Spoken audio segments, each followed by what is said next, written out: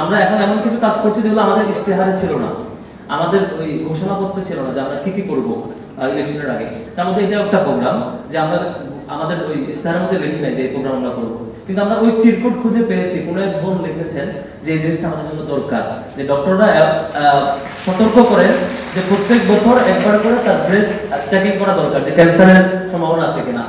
তখন আমি ফিল করলাম যেটা, আমারও তো বাসায় ছোট বোন আছে, সে পড়াশোনা করছে, কিন্তু এখানে না, অন্য কোথাও পড়ে, অন্য কোনো প্রতিষ্ঠানে। তো আমারও মা আছে। তো আমি আমার ছোট বোনের জন্য যেটা ফিল করি, সেটা যদি আমার বিশ্ববিদ্যালয়ের নারী শিক্ষার্থীর জন্য ফিল না করি, তাহলে আমি তার প্রতিনিধি হওয়ার জন্য অযোগ্য। আমাকে ফিল করতে হবে আমার ছোট বোনের জন্য যেটা আমি ফিল করি। আমি কাগজগুলো খুললাম, আমরা খুলে যে কটা বিষয় পেয়েছি সেই কটাই আমরা প্রায়োরিটি দিচ্ছি। তার মধ্যে একটা ছিল রিডিং রুমে তারা পড়তে পারে না, এসি নাই। তো আমরা সবার আগে কাজ করেছি যে রিডিং রুমে আমরা এসি দিতে হবে। অলরেডি গতকালকে থেকে 2টা হলে কাজ শুরু হয়েছে, বঙ্গমাতা এবং কুয়েত মসজিদে, ওই পাশ থেকে শুরু করে আসছি আমরা। সেটা রিডিং রুমে এসি লাগানো হবে ইনশাআল্লাহ, সেটা বাইরের স্পন্সরে আমরা ম্যানেজ করছি যাতে আমাদের বোনেরা ঠিকঠাক পড়তে পারে। দ্বিতীয় আরেকটা হচ্ছে সিকিউরিটি বক্স বসানো, কার্ড পাঞ্চ করে আপনারা ঢুকতে পারবেন, ওই বারবার হ্যারাসমেন্টের শিকার হওয়া লাগবে না। আপনার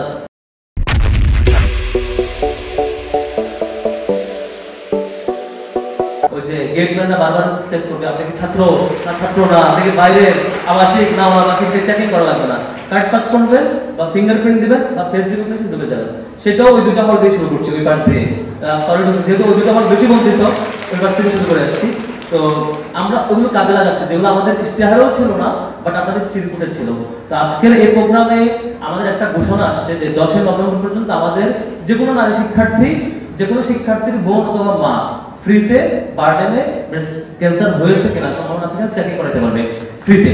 প্রাইমারি চেকিংটা ফ্রিতে করাবেন। আমি আজকে রিকোয়েস্ট করব, আমরা 1 বছর এই চেকিং এর মধ্যে খুশি হতে চাই না। আমরা প্রত্যেক বছর একটা নির্দিষ্ট টাইমে ঢাকা বিশ্ববিদ্যালয়ের শিক্ষার্থীদের জন্য ফ্রিতে চিকিৎসা করাতে চাই, ফ্রিতে, যাতে করে, কারণ আমাদের প্রয়োজন হচ্ছে আমাদের বোনদের, আমাদের ফ্যামিলি মেম্বারসদের প্রতি বছর অন্তত একবার এই চেকিং করা দরকার। তো আমার যে ইউনিভার্সিটির শিক্ষার্থী এখানে থাকে, তিনি বার্ডেনে নিশ্চয়ই ফ্রিতে চেকিং করবেন প্রতি বছর, অন্তত নির্দিষ্ট একটা সময়ে, 1 মাসে। এটা ওনারা এগ্রি করবেন আশা করি। এটা আমার দিকটা, আমার পক্ষ থেকে, বোনদের পক্ষ থেকে আপনাদের প্রতি আমার একটা রিকোয়েস্ট আর কি। আর হচ্ছে আমাদের বোনেরা আরো অনেকগুলো সাজেশন এখন দিয়েছেন, আমরা চেষ্টা করছি। এখনো যারা বলতে পারেন নাই বা সে সময় চিরকুটে আসে নাই, আপনারা একটু আমাদেরকে লিখে হোক, ইনবক্সে হোক বা কাগজে লিখে ডাকশোতে আমাদের ওখানে দিয়ে যাবেন। যা পরামর্শ দিন আমরা চেষ্টা করবো আমাদের বোনদের জন্য সর্বোচ্চটুকু চেষ্টা করার এবং যতটুকু সম্ভব। আজকে এখানে খুব বেশি কাজ হচ্ছে না, এখানে মূলত হচ্ছে প্রাইমারিলি হয়তো কিছু আপনাদেরকে সতর্ক করবে, কিছু ইনফরমেশন শেয়ার করবে যেগুলো হয়তো কিছু আপনি জানেন, হয়তো জানেন না। এটা খুব হ্যাপি হওয়ার ব্যাপার না যে আমরা এত বড় একটা আয়োজন করছি, অনেক বেশি কিছু করে ফেলেছি, বরং এটা আমাদের একটা ব্যর্থতার সিম্বলও, যে ঢাকা বিশ্ববিদ্যালয় দীর্ঘদিন ধরে এই আয়োজনগুলো হয় না। আমাদের বোনেরা নিজেদের প্রবলেম নিয়ে নিজেরাই বাসায় বসে থাকেন, রুমে বসে থাকেন, কিন্তু কাউকে জানাতে পারেন না, সেই প্ল্যাটফর্মটা নাই। এটা আমাদের ব্যর্থতা। বিশ্ববিদ্যালয়ের দিক থেকে আমাদের এটা মানে এটা নেতিবাচক দিক যে আমরা সেই আয়োজনটা আমরা এতদিন করতে পারিনি। তবে আমাদের ম্যামের সাথে কথা বলেছি, ম্যামও বলছেন যে এই আয়োজন না শুধু, এর চেয়ে আরো বড় পরিসরে আমাদের আয়োজন অব্যাহত থাকবে, ইউনিভার্সিটি আমাদেরকে কোঅপারেট করবে, আমরা ইনশাআল্লাহ অব্যাহত আমাদের আয়োজন থাকবে। আর বন্ধুদের প্রতি আরেকটা রিকোয়েস্ট থাকবে, সেটা হচ্ছে স্বাভাবিকভাবেই আমরা আপনাদের সবগুলো বিষয় হয়তো অবগত থাকবো না, জানবো না। তো একটু মন খুলে আমাদের সমালোচনা করবেন, আমাদেরকে কনসার্ন জানাবেন, আমাদের ঘাটতি থাকলে সেটা ধরাই দিবেন।